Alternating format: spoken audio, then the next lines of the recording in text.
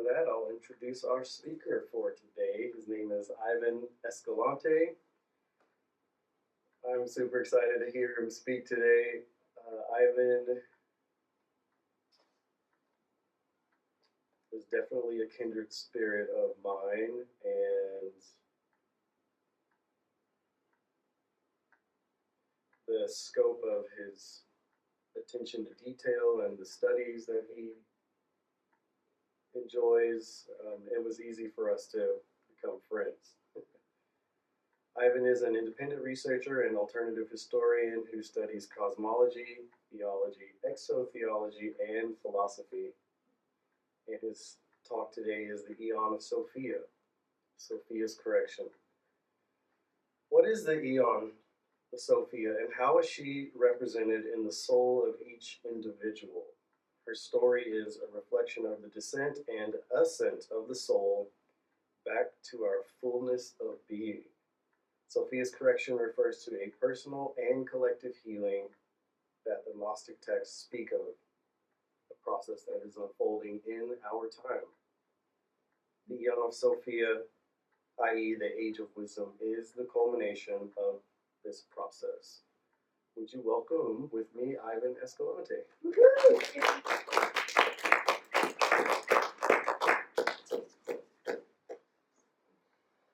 Thank you, everybody, for being here. Like he said, today's talk is about the Aeon of Sophia, Sophia's correction. And it's kind of broken up into four different parts, which is who Sophia is, what the Aeon of Sophia is, how her myth is a process, or her myth is what Carl Jung has coined or termed as the process of individuation, which is a soul knowing oneself, the process of knowing oneself. And Sophia's story speaks of that in a mythopoetic way, but it's reflecting psychological processes. And then I'll also talk about the correction, Sophia's correction, on a personal level and collective level, and I might get into the deeper aspects of what that means, because it's multi-layered. And so I want to start the presentation with two quotes, which kind of summarizes what Sophia wants us to know and what she brings to us.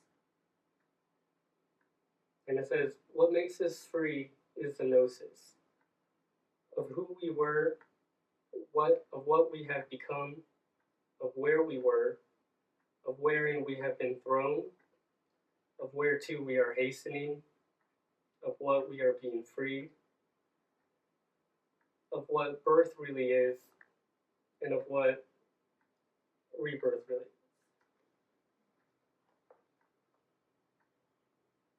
And the next one,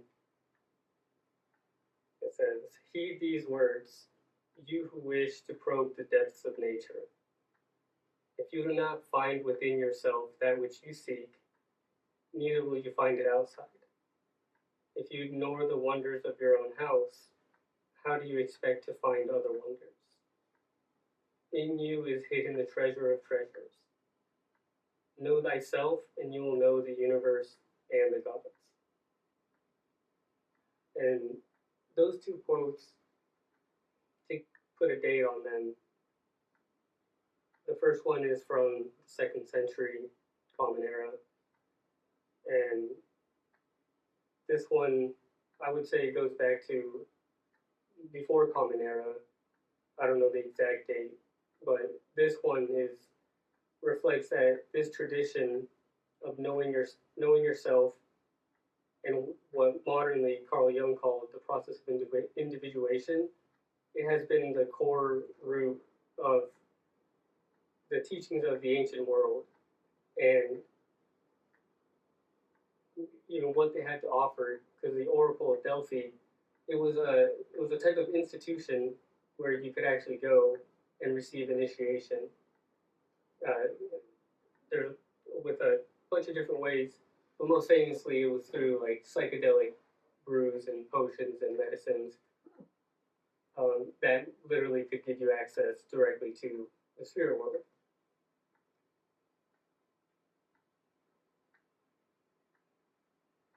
And so Sophia is Greek for wisdom. She is the feminine aspect of God, the first thought of the One, and the creative aspect of the One. And this is almost like a recap of what Lance has been talking about, even with the wisdom workshop, because it's a universal tradition.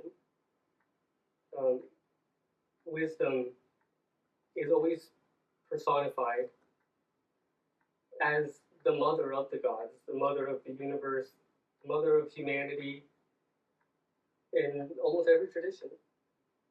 And she's known as she of many names. And kind of as a side note, this is what I'm talking about is like, it's called Gnosticism, but Gnosticism isn't so much like a religion. It's the way that the ancients came to understand from ancient history, and we're talking about like tens of thousands of years,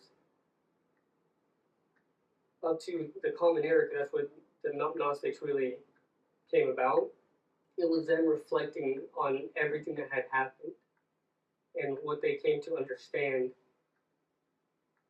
that has been revealed to humanity in many different ways, whether it's through the mysteries, which is the different rites that you could do, or meditation, even near-death experiences, everything. It's like the accumulation of knowledge that humanity has been even recording, you could say. That's where all the ancient libraries come in.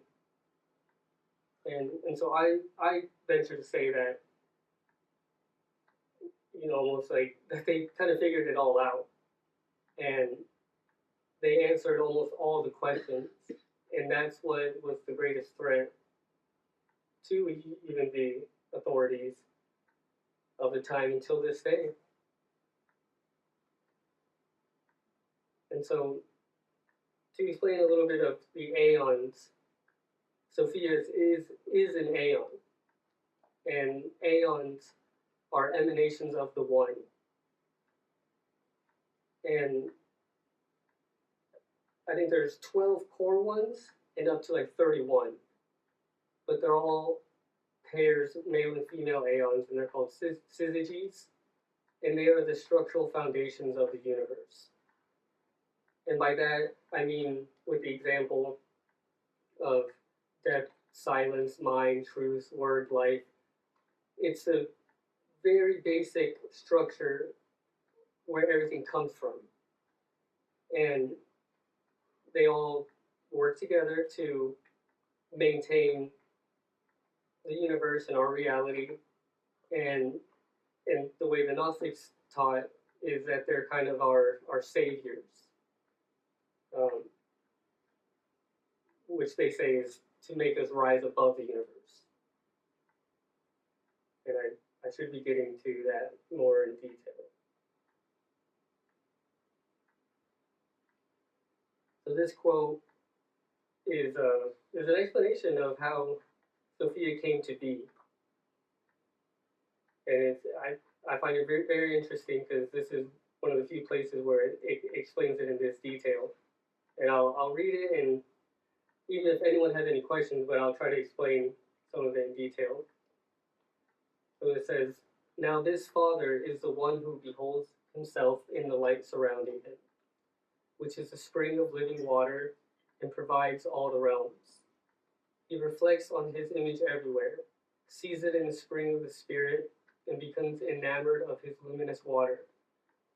For his image is in the spring of pure luminous water surrounding him. The Father's thought became a reality, and she who appeared in the presence of the Father in shining light came forth. She is the first power who preceded everything and came forth from the Father's mind as the forethought of all. Her light shines like the Father's light. She, the perfect power, is the image of the perfect invisible Virgin Spirit. She, the first power, the glory of Barbello, the perfect glory among the realms, the glory of revelation, she glorified and praised the Virgin Spirit, for because of the Spirit she had come forth. She is the first thought, the image of the Spirit. She became the universal womb, for she precedes everything.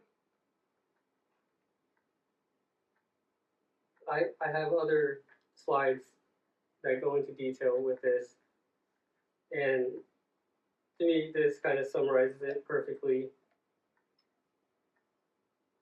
The importance of who Sophia is, in that when everything came to be, the Father had a thought, and that thought is Sophia. And even to recap on Lance as well, he does a great job at emphasizing that it is a female that is the acting force, and the male is stillness. And so let me just go to the next slide. Sophia is the active, living intelligence that is inside of us all. In the next slide, I'll have exactly how this thought unfolds from the one and how we're directly connected to it. And so to kind of go over what I've been saying about the process of individuation, she is a part of us that seeks wholeness with the one. And that's called henosis, which means oneness, and in Jungian terminology, the process of individuation. And it's, to kind of explain it, it's when you have a desire to know yourself, to learn the truth, to grow, to heal, it's Sophia that's inspiring that. And this part is to explain her story, which is known as the fall of Sophia. And it says, her enthemesis, which means inner passion, to know the one, or her attempt to comprehend the incomprehensible, is what led to her fall in the creation of the Aldebaoth. And it became a separate substance, a type of blind, passionate material of which Yaldabaoth is formed from and is king of. This attempt was done alone, without her partner. And so this is referring to, which is how she's a reflection of the soul. So the soul makes mistakes. It's a process of how we learn. And this story, it's connected to why Eve is blamed in the Garden of Eden for almost committing the first sin. And it's the first, I don't think of it as a sin, but they refer to it as a mistake. And even this mistake is done by the will of Sophia and even the one. So it's all part of a bigger plan. And even though she is Sophia, there's a point where she's called Lower Sophia, but there's a point where she wants to know the one. And that process led to this desire that eventually got her to fall out of where she's from, which is called the Pleroma. And that's technically above the universe. And the story is that from the Pleroma, she had this desire to know the one, and she did it alone, and then she fell out of the Pleroma, and her body, which is pure light, became trapped and even became part of the material world. And from this fall, other things started unfolding, which most importantly is the creation of Yaldabaoth, who is known as the false god. And the false god represents ignorance and limitation of your ego. And so her mistake that she made is more of her acting impulsively or unwisely, and there's consequences for that.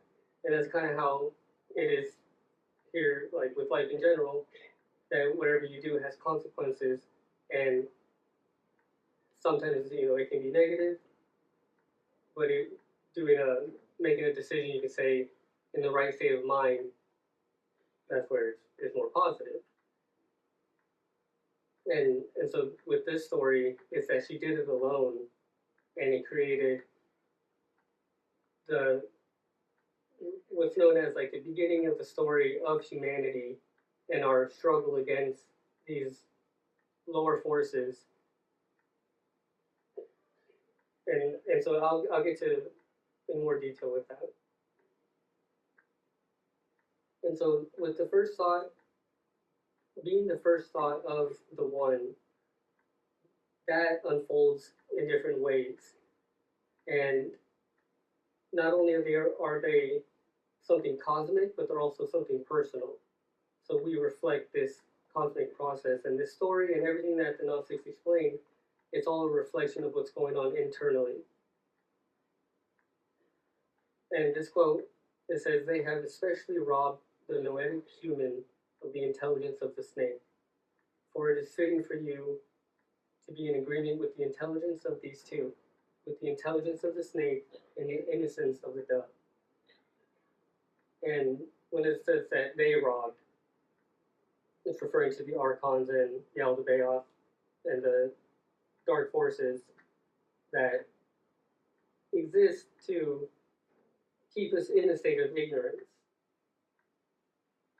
And with the story of Sophia and the Gnostic teachings, it's a cosmic story that they say has been going on, since the beginning of the creation of humanity, and something that I still believe is going on till this day. And that's what would be Sophia's correction, which I would get to. So I want to explain what the faculties of the mind are. So nous just means mind, and it's masculine, as well as the logos.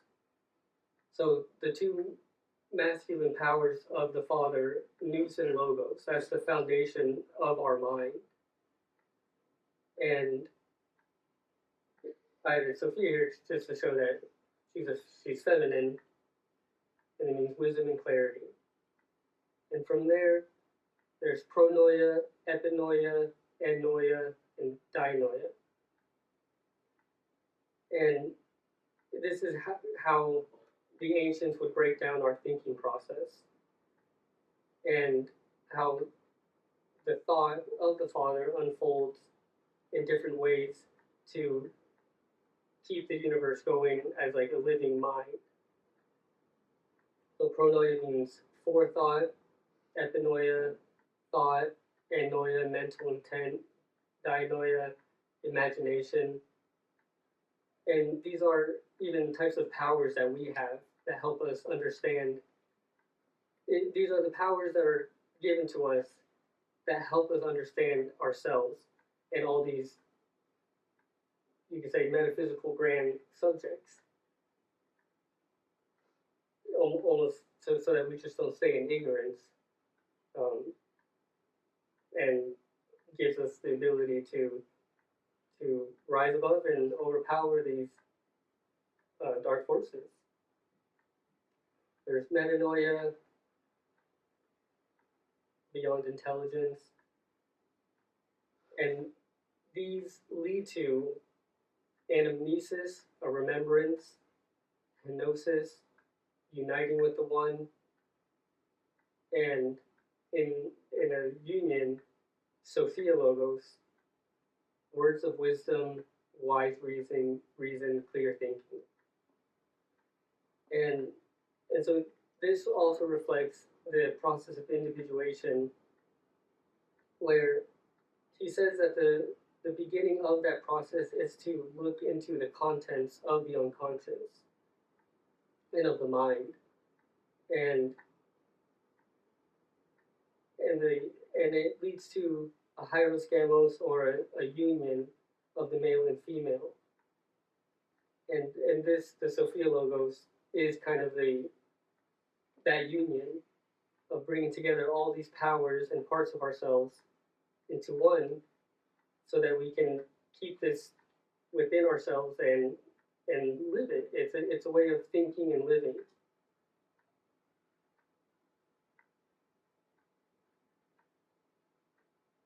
And so, with that said, this text explains very clearly, to provide more clarity to that. And it's called the Trimorphic Progenoia. This is a text where it's Sophia talking in first person, and it's actually a type of genre of literature called Erotology, where the divine power is speaking, and they state who they are, what their virtues and attributes are, and so this one, written by the Gnostics, is really interesting because it goes into, it's one of the texts that I have found that goes into the most detail about who she is and the role that she plays in creation. And so I won't read it all, but there are a few sides of this text that I want to go over.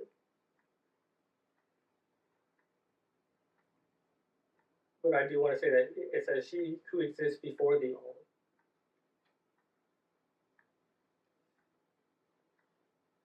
In this part, I am the life of my epinoia that dwells within every power and every eternal movement, and in invisible lights, and within the archons, angels, and demons, in every soul in Tartaros, in every material soul. And Tartaros just refers to the material realms. But here she's saying that she's in everything. And with the Gnostics, that's what they claim, is that this force is everything, and even though you have these dark forces and these gods that claim to be gods and powers that try to rule over humanity,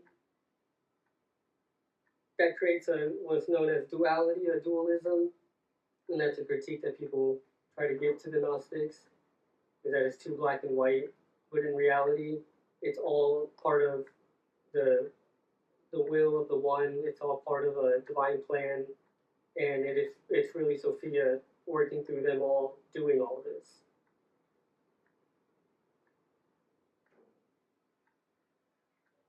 And in regards to the process of individuation, it's the idea of being asleep and waking up. So it says that she is in those who are asleep. She awakens them, and she is the sight of those who are asleep. So whether you're asleep or awake, you still have Sophia in you. We're never disconnected from them. We're always intimately united with them.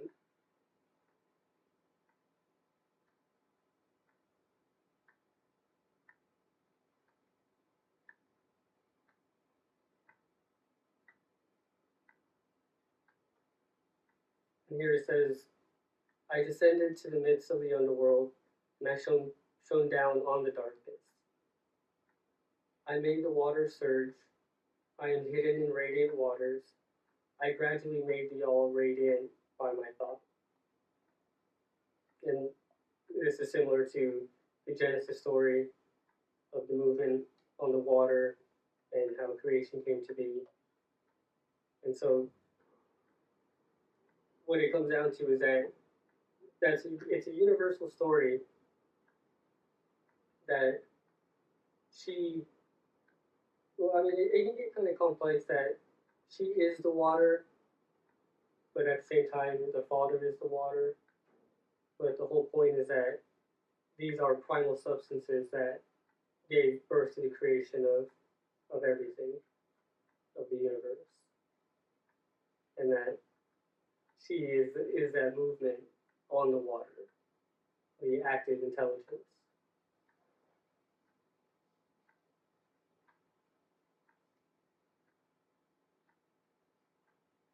I'll read this one. It says, through me comes gnosis.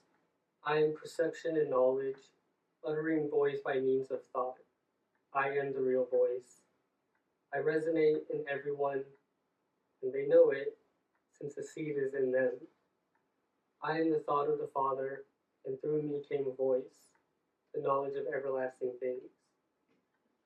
I reveal myself among all those who recognize me, for I am joined with everyone through hidden thought.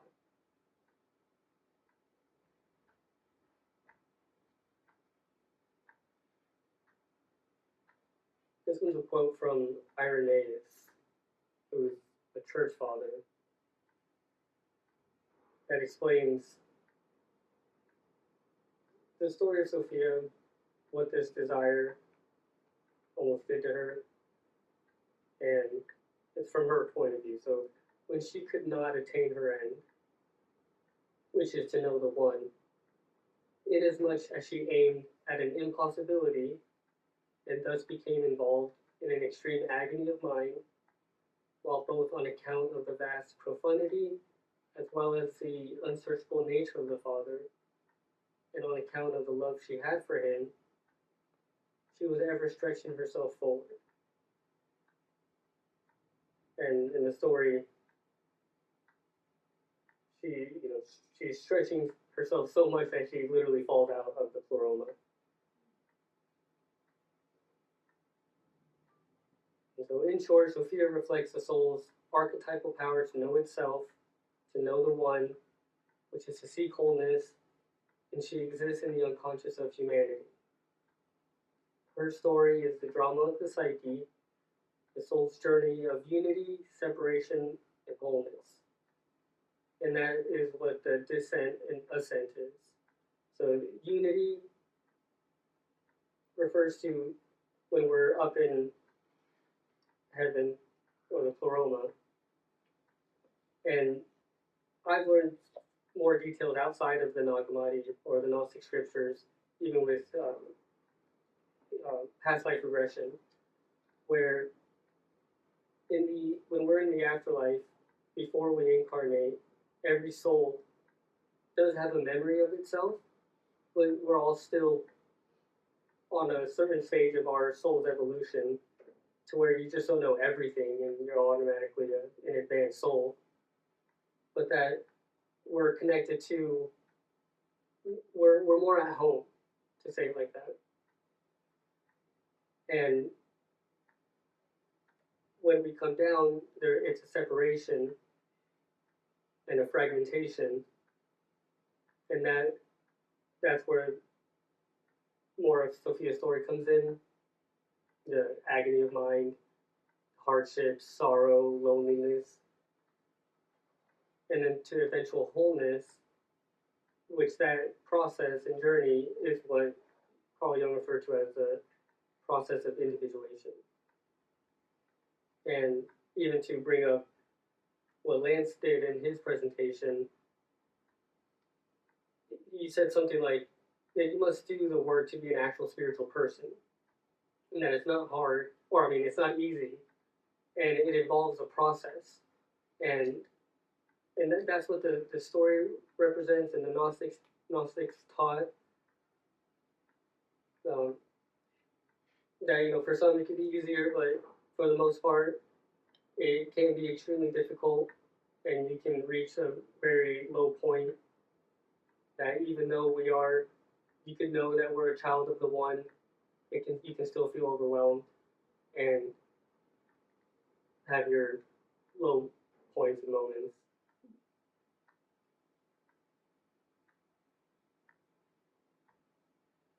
And here, I wanted to bring this one in because I found it really interesting, and I can provide more context too, because this is a different tradition called Shaivism from India, and Shakti, her name means power, and she's also the active power of the mind of Shiva. And here it says, when the yogi unites his consciousness with Shakti through intensive awareness with a desire to gain universal consciousness. And that's referring to how you have to connect with Shakti to want to gain universal awareness, which is what the whole tradition of India teaches about, which is also becoming one with the one. And she brings about investigation of the beginningless characteristic of Shiva, because she brings about the knowledge of the highest self, and because she dispels all that is not that highest self. And just like there's different faculties of the mind, that it's not just Sophia doing everything, there's different aspects of her doing these things. Here, the aspect of Shakti is Jyetsta, and that's the power that inspires the individual for self-realization.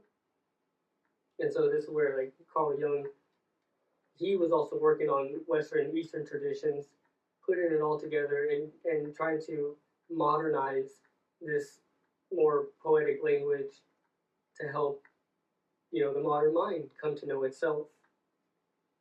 And with the fall of Sophia, they also have a term in Sanskrit called Saktipata, which means the descent of Shakti, which also is the beginning of an individual's journey to know himself or to become a yogini. And so that's why even the Gnostics, like, they were working on this tradition as well, which is connected to the story of Jesus going to India and learning the wisdom from India. In my opinion, in the ancient world, even around Jesus' time, everyone was intermingling and sharing this wisdom. And the Gnostics, what they did was kind of put it all together for everyone during that time, not just to share the truth, but also to combat what was going on in their time, which is even the formation of Christianity and the church.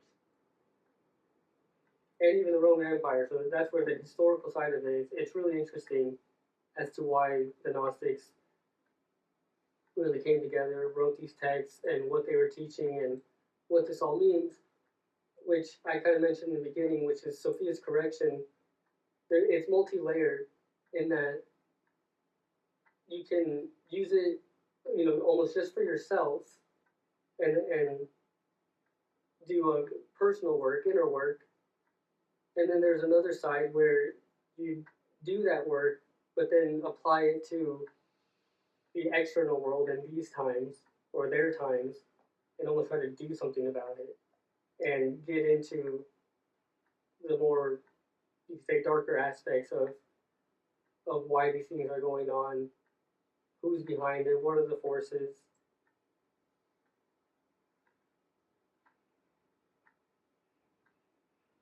And I like to say, and others, that Sophia reflects the soul, because in general, in ancient thought, the soul is feminine.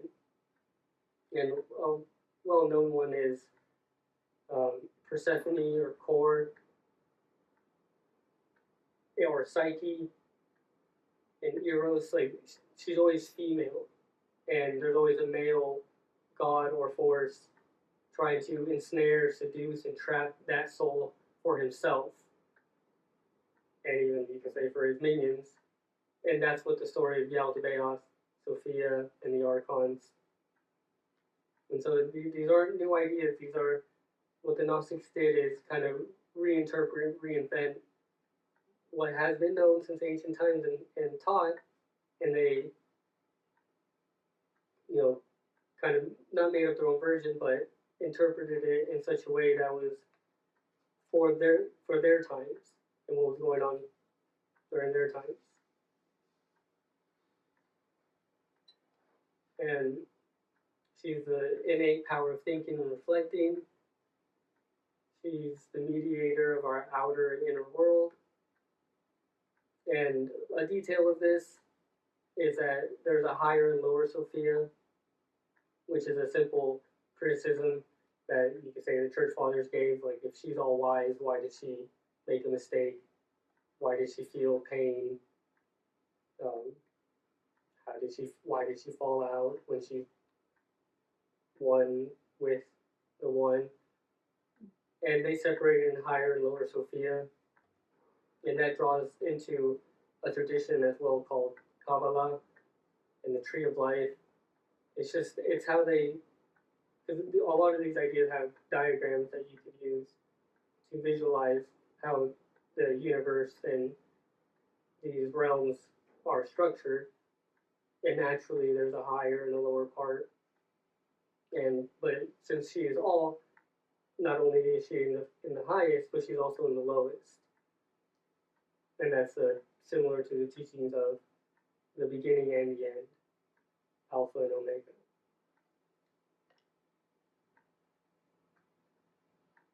And the fall of Sophia is the myth, or the myth of the fall of Sophia is the descent into the unconscious that begins the process of knowing oneself.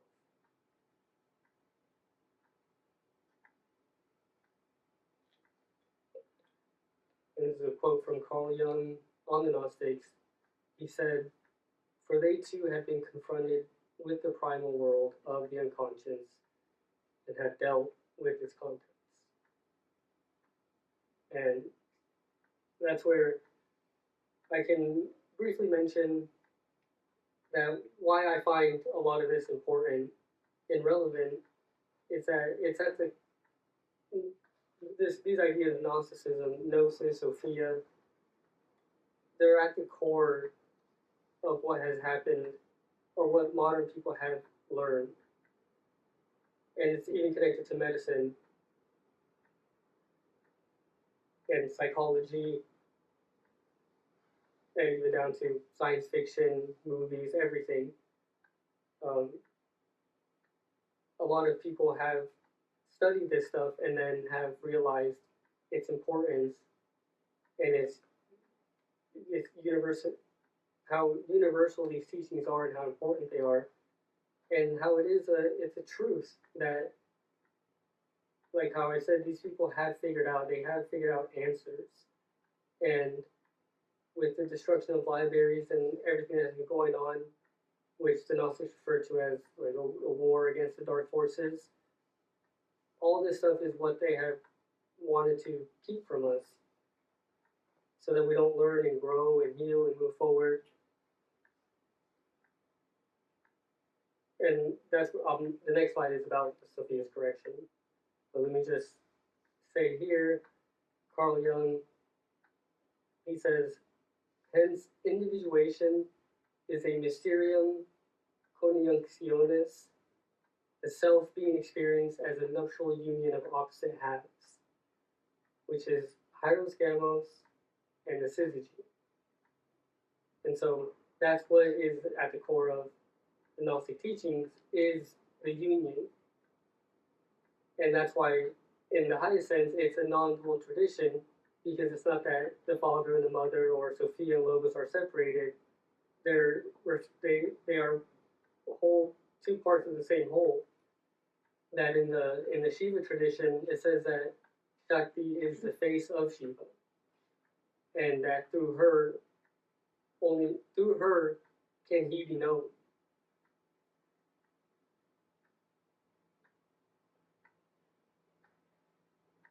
And so now I want to get into the more detailed parts of this. Sophia's correction, and a quote from On the Origin of the World, it says, "When Pistis saw what came into being from her deficiency, she was disturbed." So Sophia's correction refers to the correction of error and falsehood, destruction of darkness and ignorance, exposing the false gods and archons of the universe, and what's unique to this story that the Gnostics wrote is that humanity has an active role in it. and it's a choice that everyone can make. And that's where it's multi-layered, because by healing yourself, doing the inner work, that is contributing to Sophia's correction. Because the correction begins with each individual, and individuals can work together to deal with bigger problems, you could say. And where you can get deeper into it is, like, for example, these texts, the Nag Hammadi, they refer to this war that humanity has been in, and it's a war on consciousness. And they kind of explained why these things have been happening on Earth, like just war, destruction, ignorance, and it even refers to a certain group of humans doing it, because the word archon doesn't just refer to a cosmic ruler or force. It also that was a name given to leaders, political leaders at the time, and this goes back even to Plato's time. They were called the archons, and to me that mirrors what's going on today with the political craziness and the people involved in that, the so-called cabal, the upper classes, the royalty. What it comes down to, what the Gnostics say, is that these people are serving these dark forces, and they work hand in hand to enslave humanity. And that's, if you study, if you know about ancient history, even the Bible, there's, sacrifices, worship, temples, idols, all this stuff. Like, the Gnostics wanted to understand pretty much the big picture of all that. And in my opinion, they did. That people today have turned to the Gnostic text to even understand what's going on in our times. And that was even one of the main roles of why Jesus came, was to reveal a lot of these teachings and to fight against the corruption that was going on, the priesthoods, and to free souls.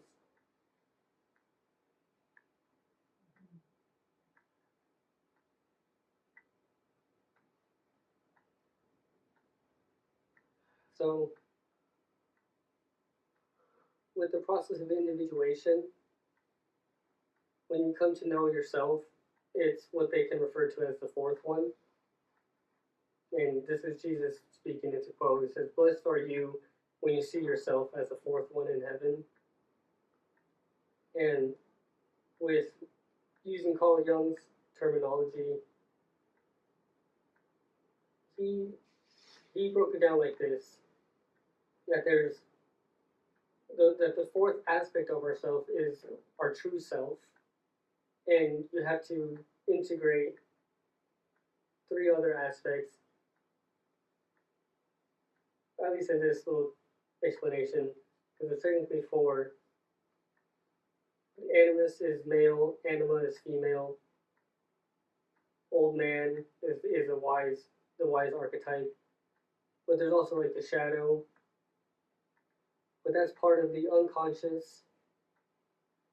So the whole point of this is that in ancient times and in modern times, what people have brought forth as important teachings is to unite every part of yourself to reach wholeness. And it's not a state of perfection. It's not to, almost you could say, like, even become a god in a grandiose sense, but it's to unite opposing parts of yourself and to make them whole. And in this little quote, the "Blessed are you," that's kind of the way even Jesus teaches, is like very succinctly and simply to get you to understand the core teachings of what this is all about.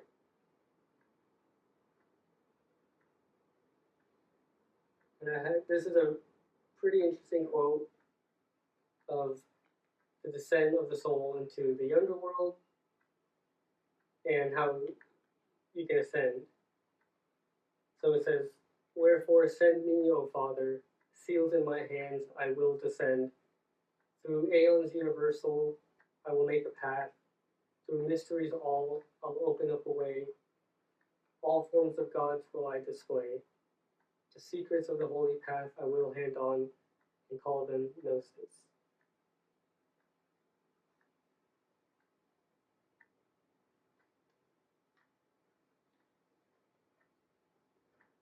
I do have a few quotes that refers to Sophia's correction, and it's similar to like the Apocrypha tradition of the New Testament. And it's kind of a whole other subject, but I find it interesting and important because other people are doing similar work and trying to almost create a timeline or understand when this is happening or how it will happen. Because even these cycles have happened before and everything repeats itself. But this one,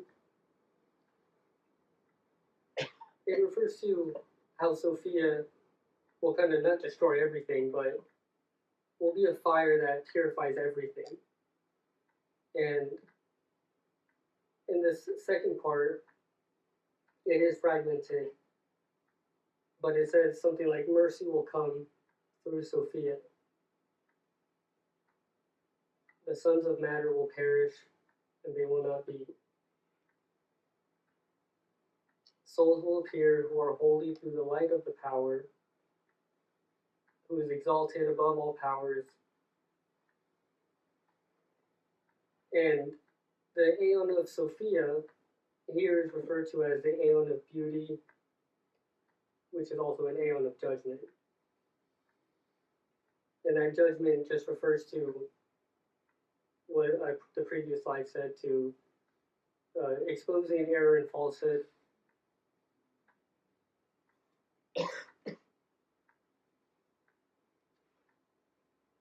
And so what this is showing and why I'm mentioning it is that it eventually leads to something good. Like we have to go through hardship to get to the light, and there will be a type of inner and outer destruction that takes place. And it says that Sophia will lead it all, and she will be the power and force behind it.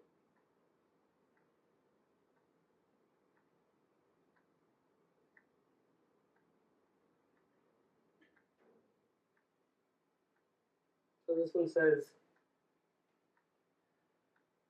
I won't read it all, but it says, "They will be freed of blind thought. They will trample on death, which comes from the authorities. They will ascend into the limitless light where this offspring belongs. Then the authorities will relinquish their ages, their angels will weep over their destruction, and their demons will lament their death.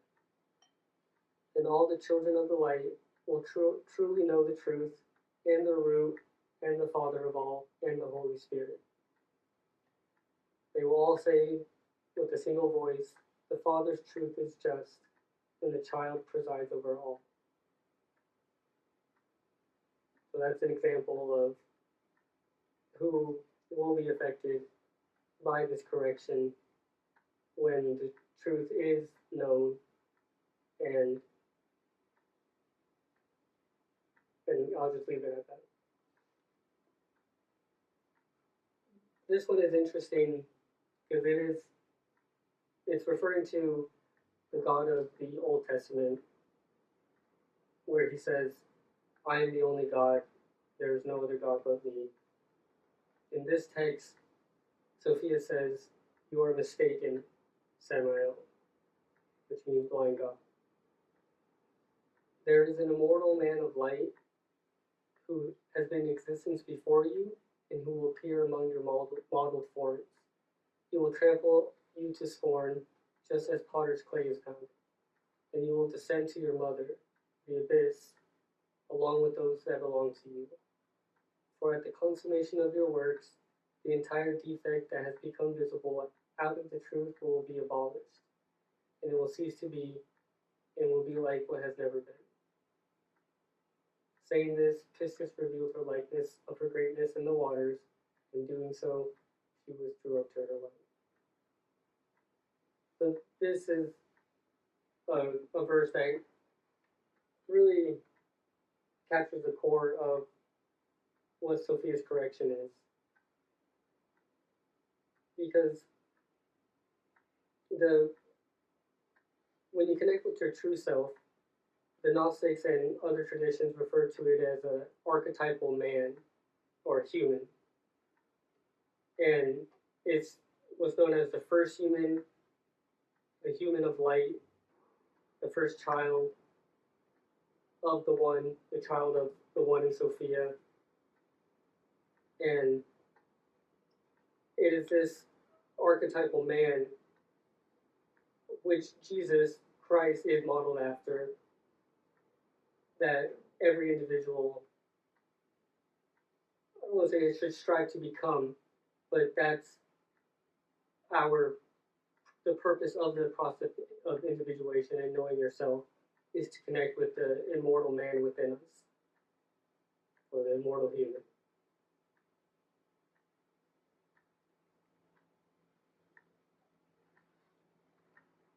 And this one says, and a great clap of thunder will come out of the great forest that is above all the forces of chaos, where the firmament of the woman is situated. Having created the first product, she will put away the wise fire of intelligence and clothe herself with witless wrath. Then she will pursue the gods of chaos, whom she created along with the prime parent. She will cast them down into the abyss. They will be obliterated because of their wickedness.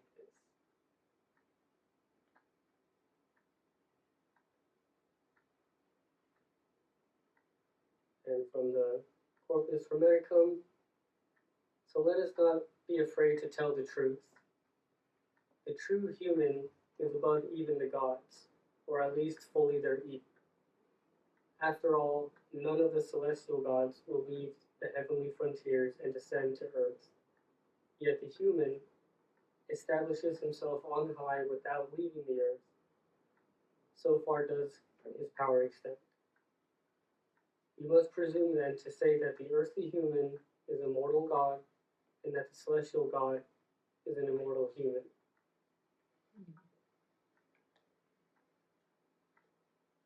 And so this one and the other one about the immortal man, that's what's referred to as the true human.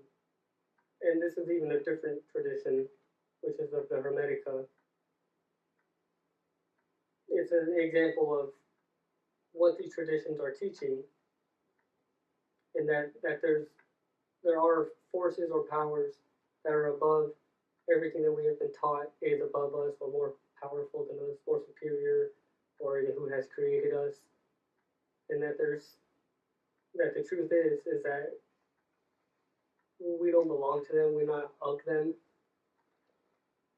and that our true origins is in the one, in the Pleroma, above everything.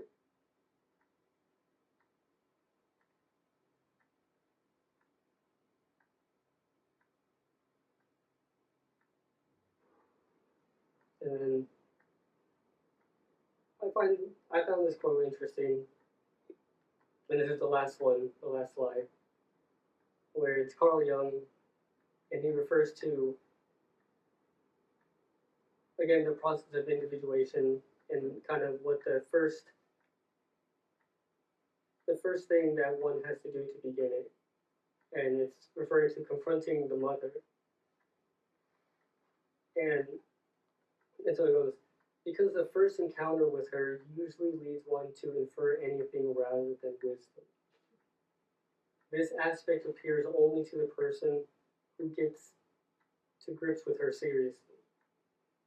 Only then, when this hard task has been faced, which is coming to terms with the contents of the collective unconscious, does he come to realize more and more that behind all her sporting with human fate, there lies something like a hidden purpose, which seems to reflect a superior knowledge of life's laws.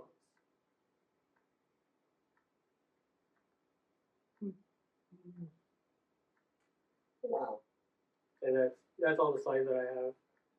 that's enough. So, does anyone have any questions or want to talk about anything?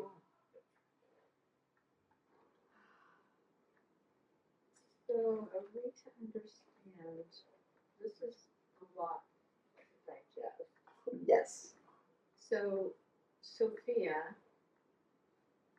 was the first creation. I thought one of your early slides said that she was the first creation that God, our Creator, brought into material form or just spiritual form?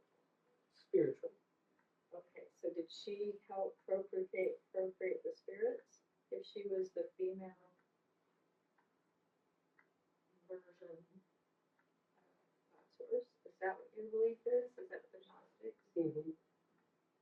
Maybe repeat the question so that the video can hear any answer. Like, so is that, did she help procreate the spirits in the spirit realm? So the way that it's explained, so there is, they do use terms like, you know, like physical union terms, like procreate, but it's more of a, what they call an emanation. So one way is like dreaming or thinking, and a spontaneous process rather than physical bodies or even forms. If that, So she dreamt us, because they say thoughts create things, so it's just through that visioning and thinking that we were created. and that's the archetype of humanity. The Gnostics refer to it as the anthropos. It was created through as a dream, as a thought, and then there's the physical version of it, and that's connected to even the origins of humanity, which is the physical side. So this is where I just kind of, I briefly touched on how they try to understand the human story from beginning to end, from the creation of humanity. So that right there is a big topic. Who created us? Where did we come from? And something that people have put together is the idea of panspermia, that the human genome was seeded on the earth from outside. And so where, if it came from outside, where did it come from and who put it there? And so I'm not saying I have the answer, but it's like a type of spontaneous creation, the human genome that exists as a template in the universe that can be seeded on different worlds. And what the Gnostics said, that who created that was Sophia, the Logos, the One, and the Aeons. So does it talk in the Gnostic text about how were the archons created? And have you ever made a connection between the matrix and how the archons and the demons and other beings that have been manipulating us and changing us and, you know, as God's, I think, finest creation. In the Matrix, you just mean like the overlay that they've done on the planet and Mhm. Yeah, so there are different versions that they did on the origins of the Archons and these dark forces. And from what I've understood, because I've also looked into aliens and extraterrestrials, and the popular theory is that they created humanity through manipulation of our genetics. But first with the archons, the story is that when she fell out of the Pleroma, she created the archons instantaneously. And it has to do, there's literally like a type of science behind it of plasma and material substance. Off the top of my head, I'd have to find the actual reference for this, but they've done a study where they like had sand or just maybe dirt, and they zapped it with electricity, and bugs appeared. And what? Bugs. And so the question is like, where do those bugs come from? How did that happen? So the story is that when she fell out of the Pleroma and her light hit the material realms, it created the archons. And they even say that the archons were created first, and then Yaldabaoth, which is their father, so that he could rule over them. Because when the detail of the story is that when she came out and those archons were created, they were surrounding her, and she was overwhelmed. And so she petitioned for help and said, almost like, can I create this Yaldabaoth character so that he can rule over them and I can be left alone? And then that's a whole other process, and a whole other story. So did the Gnostics, because I kind of come to my understanding that Lucifer was the one that created the archons. Okay. So, do you know anything in your studies about that? Mm-hmm.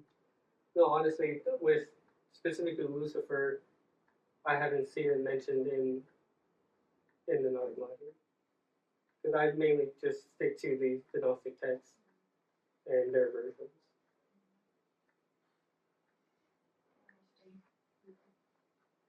And who was her partner? Because I thought it said something about she had a partner, and then, like, she was never she never created in material form.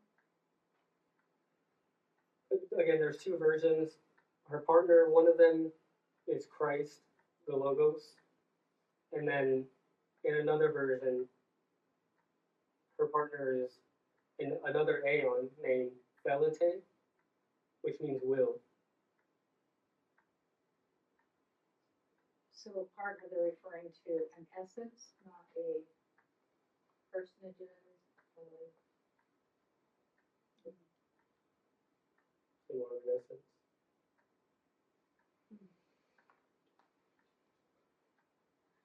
I would just like to add to the essence versus the personage that when we're speaking of wisdom, we are speaking of we're calling wisdom feminine, and there's not a personage. It's just an image that we get in our minds as humans when we say wisdom is feminine. And so that can really trip us up when we begin to talk about who or what her partner is, right? Mm-hmm. So, yeah, that's all. Yeah, that's why, to me, these texts and these stories are like a framework that we use to try to comprehend these things. And that's why she's referred to as incomprehensible. All these things are essentially incomprehensible, unknowable. But with the Gnostics and ancient people, they didn't just leave it at that. They wanted to know and try to comprehend. So they created, ideas, framework, stories. They try to grasp it all. And that's what I find unique with the Nag Hammadi and even ancient texts in general, is that it's their attempt to try to comprehend the metaphysical worlds and ideas. Sounds like Carl Jung was trying to do that as well. And no, that's exactly it. He wanted to kind of bridge science and spirituality together, even just from the point of view that it's all coming from within ourselves, and that's the dynamic of the ancient teachings and these stories, is that as above, so below, and in a way, what's happening in heaven on the outside is also happening within. And he did a good job reading that.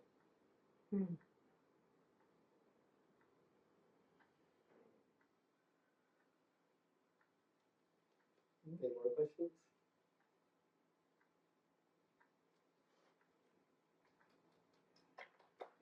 Whoa.